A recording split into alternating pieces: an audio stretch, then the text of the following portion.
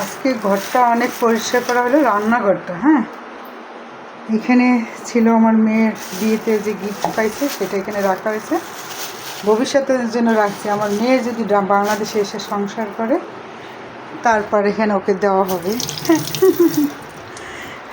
আচ্ছা, যাই হোক, আজকে এই সেমাইটা রান্না করব গুড় দিয়ে। এখন আমার ছেলে বিশ্বাস করে না যে গুড় দিয়েও সেমাই রান্না করা যায়। এখন আমার ছেলে বলে, তুমি তো আবার বিজ্ঞানী, আবিষ্কার করা। আজকে ইউটিউবে সার্চ দেবে নাকি আমার ছেলে, গুড় দিয়ে কখনো সেমাই খায় না, আজকে খেয়ে দেখবে। আর আপনি যদি খেয়ে থাকেন অবশ্যই আমাকে জানাবেন। আর আমি এখন রান্নাটা করতে থাকি, সাথে থেকে আপনাদের সঙ্গে শেয়ার করব ভিডিওটা। এই যে আমার গুড়টা বেশি একটা করতে হয় নাই, মানে কপা এইভাবে করে চেঁচাচেঁচি করা লাগে না, সুন্দর করে দেখি যে এটার সে এই চাকু দিয়ে ভালো হয়েছে।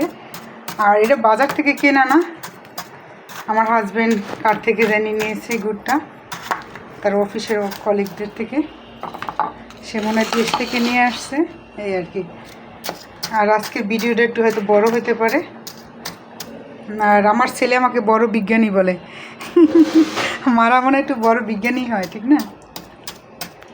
এই যেমন হাজব্যান্ড মনে কোরআন শিব করবে এখন। হাজব্যান্ড হলো সংসারে বড় নিয়ামত। এখন আপনারা বলতে পারেন যে বড় নিয়ামত, অনেক হাজব্যান্ডরা তো ক্যাকা ক্যাকা করে। এই ক্যাকা করার নিয়ে মানুষটা একদিন যখন ক্যাকা করবে না, তখন বুঝবেন সংসারে কী একটা জিনিস।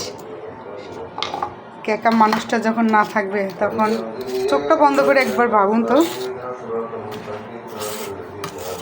দুনিয়াতে হাজব্যান্ডের মতো আপন কেউ হয় না পৃথিবীতে।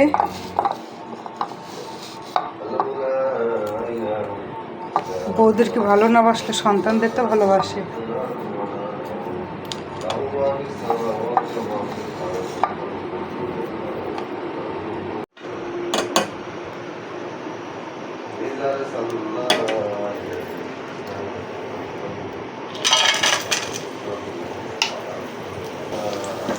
আমার এক হাত দিয়ে কাজ করতে হচ্ছে,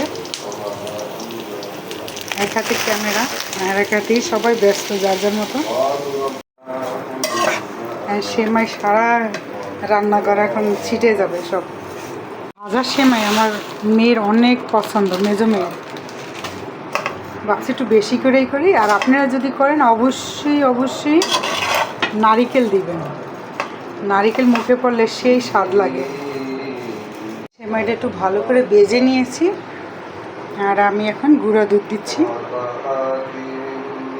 আমার মতো আবার বয়ম দিয়ে এভাবে ঢেলে দিতে চাই না, আমার এখানে কম আছে তো এই জন্য আমি এভাবে দিচ্ছি।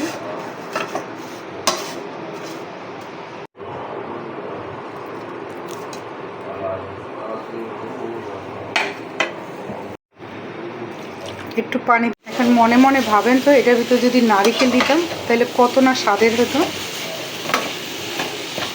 ভাই আমি অত ওই যে বাদাম একসঙ্গে দিয়ে তারপর সেমাইটাকে টেলে নিয়েছি, বাস আর কিছুই না। গুড় দিয়েছি, দুধ দিয়েছি, শেষ। এখন আপনারা অবশ্যই করলে নারিকেলটা দিবেন, যেহেতু আমার ঘরে নারিকেল নাই। আমার নারিকেল তো ঈদের সময় থাকবেই। দেখেন কতটা সুন্দর আসছে।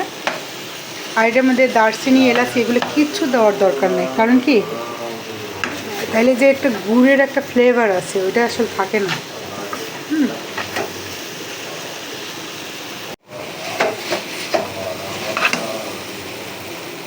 এক পাতিল সেমাই শেষ, কতটুকু হয়েছে। আর অবশ্যই আপনারা রান্না করার পর বাচ্চাদেরকে বলবেন এটা কী দিয়ে কী করছে, নাহলে বাচ্চারা আপনারা ওরকম বড় বিজ্ঞানী বানাই দিবে। তাহলে আজ রাখছি, আপনার সবাই ভালো থাকবেন, আল্লাহ হাফেজ।